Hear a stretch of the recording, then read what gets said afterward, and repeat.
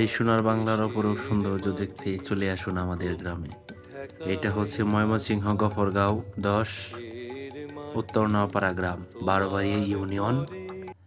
যার সৌন্দর্য উপভোগ করার জন্য চলে আসতে পারেন আমাদের গ্রামে। এই গ্রামের ভিডিওটা ধারণ করার একটাই কারণ ছিল, আমি বেশ কিছুদিন দেশের বাইরে ছিলাম, এখন আসছি আমি আবার।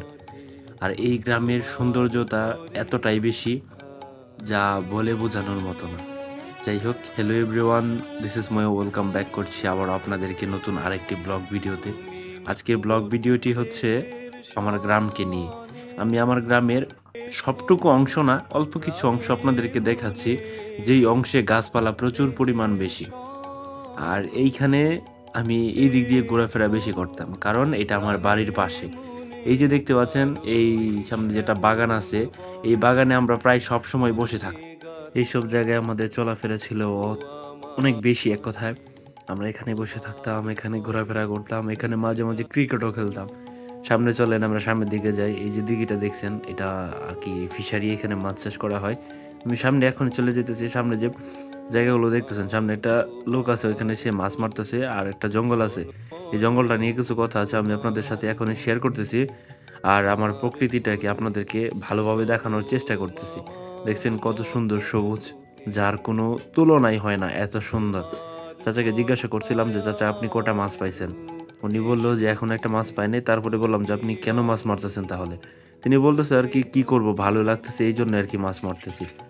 আর এই যে দেখতে পেতেছেন সামনে একটা জঙ্গলের মতো, এই জঙ্গলটা হচ্ছে মুক্তারমার জঙ্গল। এখানে আগে মুক্তা জন্ম নিত, সেই জন্য নাম হয়েছে মুক্তা। আসলে অ্যাকচুয়ালি মজা করলাম আপনাদের সাথে, এখানে মুক্তা জন্ম নিত না, এখানে একটা মহিলা থাকতো তার ফ্যামিলি নিয়ে, তার নাম ছিল মুক্তা। সবাই আমরা মুক্তার মা বলতাম, সেই জন্য আর কি মুক্তার মার জঙ্গল হয়ে গেছে। এখানে তার বাড়িটা ছিল, এখন হয়তো অন্য আরেকজন বাড়িটা বা জায়গাটা কিনে নিচ্ছে, সেই জন্য আর বাড়ি ঘরটা নাই, এইটাই আর কি। আর আমার যে সামনে জায়গাগুলো দেখতেছেন, এটা হচ্ছে আমার গ্রামের একটা সাইড, একটা অংশ, আমার জীবনের একটা অংশ, যার তুলনার কোনো শেষ নাই। এইখানে যে রাস্তাটা একটু এরকম দেখতেছেন, রাস্তাটা খুব শীঘ্রই হবে। এখানে ইট বালু মাটি সব আছে এখনো। ওই যে দেখতে পারতেছেন এখানে স্তূপটা দেখতেছেন, এটা হচ্ছে ইটের স্তূপ। এখানে রাস্তা খুব শীঘ্রই হবে। রাস্তার অবস্থা খুবই দুরবস্থা আর কি। যাই হোক, ওইটা বলে লাভ নাই, খুব শীঘ্রই ঠিক হয়ে যাবে। আর আমার গ্রামের সাইডে আপনারা বলবেন যে একটু জঙ্গল জঙ্গল সাইড, আসলে এটা জঙ্গল না, এটা হচ্ছে আর কি মানে সবার সবার প্রয়োজনে বিভিন্ন গাছ লাগাই রাখছে। আর এই গাছগুলো লাগানোর কারণে কিন্তু এতটা সুন্দর লাগতেছে, কি বলবো ভাই বলেন, এক কথায় এতটা সুন্দর লাগার কারণই হচ্ছে এতগুলো গাছ। এই যে এটা সামনেটা হচ্ছে বার্জার, এখানে বিভিন্ন মেহাগনি গাছের চারা, বিভিন্ন রকমের চারা আছে এখানে, যেগুলো লাগাই রাখছে। আর এই যে রাস্তাটা, এখানে যে একটা জঙ্গলের মতো দেখলেন, এখানে আগে পরিষ্কার ছিল, এখানে আমরা আগে ব্যাডমিন্টন খেলতাম। এখন অবশ্য আমরা ব্যাডমিন্টন খেলি না, কারণ আমরা ব্যাডমিন্টন খেলি অন্য আরেকটি জায়গায়। সেটার ভিডিও আপনাদের সাথে অন্য আরেকদিন শেয়ার করবো, সমস্যা নেই, আমরা যেখানে ব্যাডমিন্টন খেলি। আর এটা হচ্ছে বড়ি গাছ।